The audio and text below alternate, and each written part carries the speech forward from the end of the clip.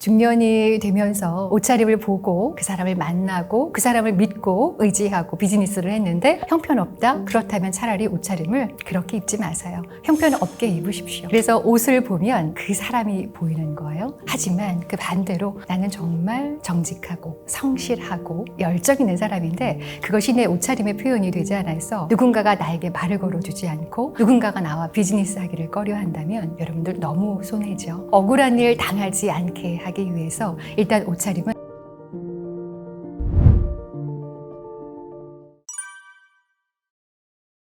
심리학자 조앤 버틀러에 의하면요, 옷차림은 70% 영향을 준다고 합니다. 여러분, 메라비안 차트는 많이 들어보셨을 거예요. 시각적인 것이 55%, 청각적인 것이 38%, 그리고 말의 내용은 7%. 그런데 이 조앤 버틀러, 이 심리학자 같은 경우는 사람의 첫 인상에서 70%가 바로 이 옷차림에 영향을 주더라는 얘기를 한 겁니다. 상당히 파워풀한 거죠. 옷차림으로 그 사람의 인상을 위험한 얘기일 수 있습니다. 너무 섣부른 것일 수도 있죠. 굉장히 위험하고 섣부를 수 있으나 현대사회에 보시면 여러분들 굉장히 바쁘지 않습니까? 한 사람을 두고 그 사람을 제대로 알 수 있을 만한 그 충분한 시간을 투자하는 경우는 많지 않을 거예요. 짧은 순간 그 사람을 판단해야 하는 그러한 상황 속에서, 현 시대 속에서 우리가 그 사람을 알 수 있는 하나의 단서, 이것이 옷차림일 수 있다면 옷차림으로 우리가 손해보는 일은 없어야 할 것입니다. 여러분들 오해받고 싶지 않으시죠? 오해받고 싶은 사람 아무도 없을 거예요. 책을 표지를 보고 샀는데 열어보니 형편없어요. 실망감 대단히 크죠. 그거 좋지 않습니다. 옷차림을 보고 그 사람을 만나고 그 사람을 믿고 의지하고 비즈니스를 했는데 형편없다? 그렇다면 차라리 옷차림을 그렇게 입지 마세요. 형편없게 입으십시오. 하지만 그 반대로 나는 정말 정직하고 성실하고 열정 있는 사람인데 그것이 내 옷차림의 표현이 되지 않아서 그 누군가가 나를 선택하지 않고 누군가가 나에게 말을 걸어주지 않고 누군가가 나와 비즈니스 하기를 꺼려한다면 여러분들 너무 손해죠. 너무 억울한 일 아닙니까? 억울한 일 당하지 않게 하기 위해서 일단 옷차림은 나다워야 한다. 나의 결과, 나의 삶과 나의 취향과 나의 철학, 이것이 그런 옷을 입었을 때 나는 빛날 수 있다 라는 생각이 듭니다. 그래서 첫인상에서 옷차림이 주는 비중, 이것은 상당히 파워풀하다. 70% 무시할 수 없죠. 여러분들의 70%는 어떻습니까? 의복은요, 정체성의 무의식의 선택이다 라는 말이 있습니다. 여러분들 옷 선택하실 때 여러분들의 취향이 들어가죠. 여러분들이 하는 일이 어떤지에 따라서, 그리고 여러분들의 지금 소셜 포지션에 따라서, 그리고 여러분들의 가치관에 따라서 옷의 선택이 달라질 수 있어요. 그래서 옷을 보면 그 사람이 보이는 거예요. 그 사람의 역사가 보이고 그 사람의 결이 보이는 거예요. 그 사람의 성향도 짐작할 수 있죠. 물론 섣부를 수 있습니다. 틀릴 수 있어요. 그러나 틀림에도 불구하고 많은 사람들은 그 본인의 추측을 정답인 줄 착각합니다. 그게 더 무서운 거죠. 저희 책과 삶 아름다운 PD님 옷차림을 보니까 짙은 네이비 차콜 그레이의 셔츠를 입으셨어요. 단정해 보입니다. 다림질도 깔끔하게 되어 있어요. 그 옷차림을 보면서 깔끔하시구나, 일을 빈틈없이 하실 것 같다 라는 생각이 든단 말이에요. 그 옷에 블랙 바지를 지금 매치를 하셨어요. 아주 매치 감각이 탁월해요. 색감 감각이 있으시구나 라는 생각이 든단 말이죠. 저는 PD님을 모르지만 옷차림을 통해서 짐작을 하고 추측을 하게 됩니다. 우리 책과 삶 구독자 여러분, 저를 모르시죠? 그런데 저를 보시고 어떤 생각을 하십니까? 많은 생각들 하실 거예요. 저 박영실이라는 사람 어떤 사람 같아? 뭘 보고 느끼셨습니까? 물론 말을 하는 걸로 느끼셨을 수 있으나 말하기 전에는요, 저의 옷을 보고 짐작하셨을 거예요. 느끼셨을 거예요. 옷차림은 사실 다림질을 보면 그 성향이 제일 잘 나오기는 해요. 깔끔한 사람, 그리고 옷을 단추를 다 끝까지 채우는 분들 성격이 어떻습니까? 아주 올곧은 그러한 성향의 분들의 확률이 높다고 우리가 여기지 않습니까? 그렇지만 좀 패턴이 화려하고 기하학적인 무늬의 옷을 입으신 분들 어떤 느낌이 들어요? 자유로운 분이시구나, 창의성이 있으실 것 같아, 디자인 쪽에 근무하시나? 라는 생각을 하게 되죠. 바로 이러한 것들을 우리가 추측을 하게 됩니다. 그래서 사회성이든 자율성이든 이러한 것들을 직간접적으로 추론할 수 있게 만드는 매개체, 이것이 바로 옷이라는 생각이 들어요. 빈티지한 데님을 입으십니까? 그리고 색깔이 좀 많이 발해 있는 그러한 티셔츠를 선호하십니까? 그렇다면 또 마찬가지로 그러한 성향의 분이시구나, 창의적인 분이시구나, 프렌디한 분이시구나 라는 것을 짐작할 짐작할 수 있으니 옷차림으로 성격 유추하는 것은 꼭 전문가가 아니더라도 우리 일반적인 우리 구독자 여러분들도 아마 지하철에서 옷을 보시면서 지나가는 사람들을 보면서 그렇게 짐작하실 거라고 생각을 합니다. 그래서 옷이 중요한 것 같아요.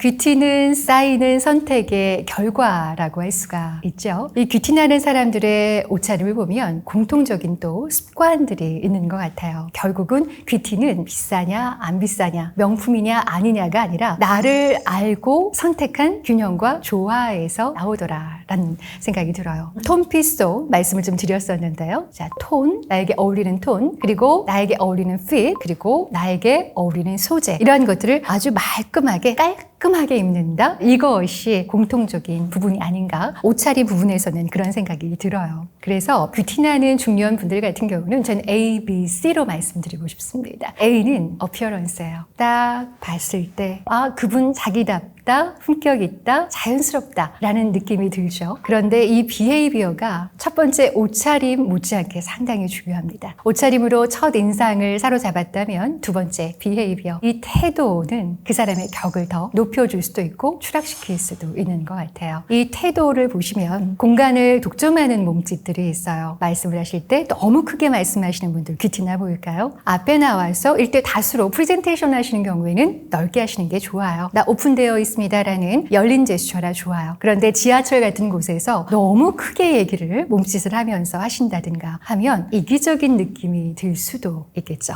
그래서 공간을 활용하는 이 태도, 그리고 상대를 가르칠 때의 태도, 이렇게 얘기하시는 분들 품격 있다라고 느끼시는 분들은 없으실 거예요. 사람을 가르칠 때는 두 손으로 하신다든가 물건 하나 사실 때도 어떻게 하시는지 그 태도, 걸음걸이도 마찬가지입니다. 너무 굽어서 걸어가시는 분보다는 나이가 들어도 당당하게 허리 딱 펴고 천천히 걸으시는 분들, 본인의 리듬에 맞게 리드미컬하게 너무 과하지 않게 과장되지 않게 차분하게 걸어가시는 모습을 보면 품격 있으시다. 너무 서두르지 않으시는 분 보면 여유가 있으시다. 어떤 말씀을 해도 천천히 상대방을 바라보면서 아이 컨택을 놓치지 않는 분들 보면 안정감, 그리고 나를 인정해주는 듯한 느낌이 든다. 신뢰감이 든다. 이러한 생각 드실 거예요. 자, 그래서 결국은 그 태도가 귀티를 만드는 거고요. 그리고 A, B, C 중에서 behavior, C가 뭡니까? 바로 communication이죠. 결국은 말을 할 때 어떻게 하느냐가 중요한데 이런 분들 계세요. 동창회에서 만나든 친구분들을 만나든 요즘에 이게 핫하대. 이게 요즘에 트렌드래. 요즘 이거 잘 나가잖아. 유행이야. 이렇게 얘기하시는 분이 있는가 하면 본인의 얘기보다는 오늘 입고 온 흰색 자켓이 참 정갈해 보이고 좋네 라고 얘기를 하면서 나도 요즘에 점점 흰색이 좋아지더라고. 이렇게 얘기하는 분들이 계세요. 상대방의 옷차림에 대해서 긍정적인 피드백을 주고 본인의 취향을 공유해주는 말투, 소통법, 이런 분들은 함께하면 기분 좋고 또 만나고 싶고 그런 생각이 들어요. 그런데 본인 얘기만 하시게 되면 귀티와는 담을 쌓는 거다. 그런 생각이 듭니다. 자, 중년 여성분들이 현실적으로 자신에게 맞는 스타일을 찾는 거 쉽지 않죠. 그런데 너무 다행인 게 휴대폰 다 있으시잖아요. 휴대폰이 있으시면 한번 찍어보세요.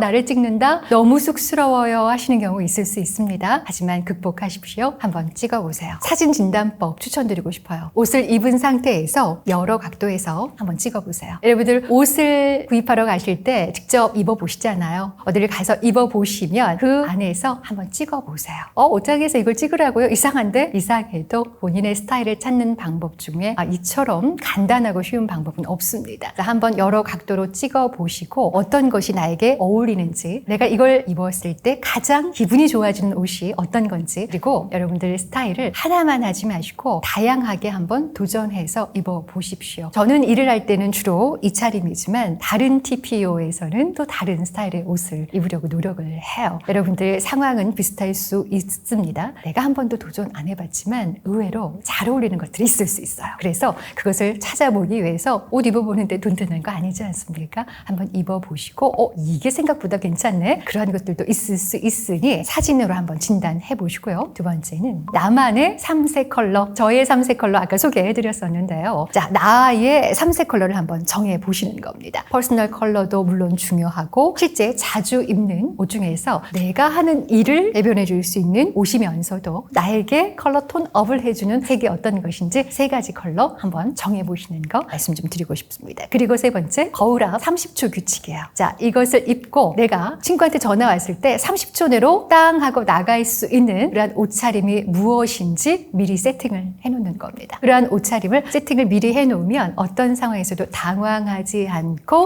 30초 안에 그것을 쏙 하고 입을 수가 있어요. 머릿속으로 시뮬레이션을 해보시는 거죠. 친구한테 전화하면 나는 오늘은 이 옷을 입어야지. 블랙에 크림색에 신발은 피치 베이지를 신어야지. 그렇게 시뮬레이션을 한번 해보시는 거예요. 그래서 머릿속으로 내가 이런 상황에서는 이걸 입겠다, 저런 상황에서는 저것을 입겠다 하고 구조화를 시켜 놓으시는 습관을 해보시면 좋습니다. 어떤 분은 저에게 컨설팅을 받으시고 다이어리에다가 그림으로 그려놓으시는 분도 계시고요. 사진을 다 찍어놓고 월요일, 화요일, 수요일, 목요일, 금요일마다 내가 이렇게 입으리라 하고 하시는데 저보다 더 부지런하세요. 한 1년 전에 컨설팅 받으셨는데 지금은 정말 저는 명함을 내밀 수 없을 정도로 멋쟁이십니다. 멋쟁이가 된 이유는 무엇일까요? 본인 탐구를 정말 잘하셨어요. 자아 성찰을 기가 막히게 하셨어요. 주변에 든든한 피드백 지원군이 5명이나 있으시더라고요. 그래서 직원을 받고 다시 해보고 도전해보시고 해봤는데 플레어 스커트가 어울릴 줄 몰랐는데 이렇게 잘 어울리는지 저는 미처 몰랐네요 라고 얘기를 하시더라고요. 바로 그러한 자신의 새로운 발견, 옷차림이 주는 또 기쁨이 있으니까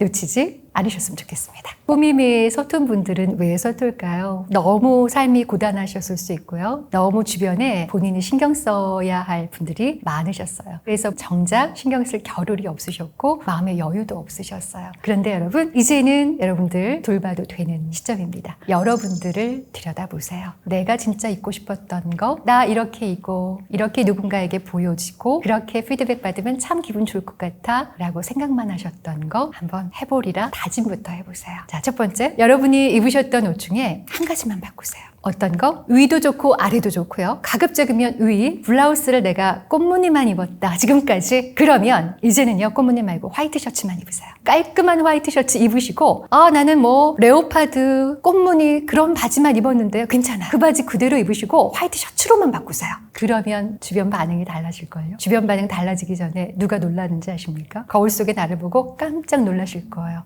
내가 알던 내가 아닌데? 또 다른 내가? 뭔가가 격이 있어 보이면서 뭔가 다른 느낌, 또 다른 내가 있어. 그때 그 기분을 놓치지 마세요. 자, 한 가지만 놓치시는 겁니다. 위아래 플로럴 패턴만 즐기셨다면 위든 아래든 하나만 바꿔주세요. 솔리드로 바꾸세요. 패턴 없는 걸로. 화이트면 더 좋습니다. 그것만 한번 해보세요. 일주일 동안 쭉 해보시면 뭐가 다른지 느낌이 오실 거예요. 내 눈에서 플로럴이 계속 있어야만 내 마음이 편안했던 내가 일주일 후에 플로럴 중에 상의가 플로럴이 아니어도 내 마음이 편안한데? 라는 걸 견디셔야 합니다. 그래서 그거 하나 해보세요. 한 가지만 바꾸세요. 내가 신발을 항상 뭉뚝한, 신경 쓰지 않은 듯한 그런 신발만 신으셨다면 신발만 바꿔보세요. 말끔하고 소재가 괜찮은 스니커즈로 한번 바꿔보세요. 신발만 바꿔도 느낌이 달라져요. 자, 두 번째, 액세서리. 너무 많이 하셨던 액세서리 매니아였다면 그 중에 하나만 하세요. 목걸이, 귀걸이, 반지, 팔찌 다 해야 직성이 풀렸다면 한 가지 그나마 마지막에 하시는 거 있잖아요. 난 목걸이부터 하고 귀걸이 하고 그 다음 마지막에 팔찌 한 다음 팔찌 빼놓으세요. 한 가지만 포기하세요. 그러면 느낌이 또 달라지실 겁니다.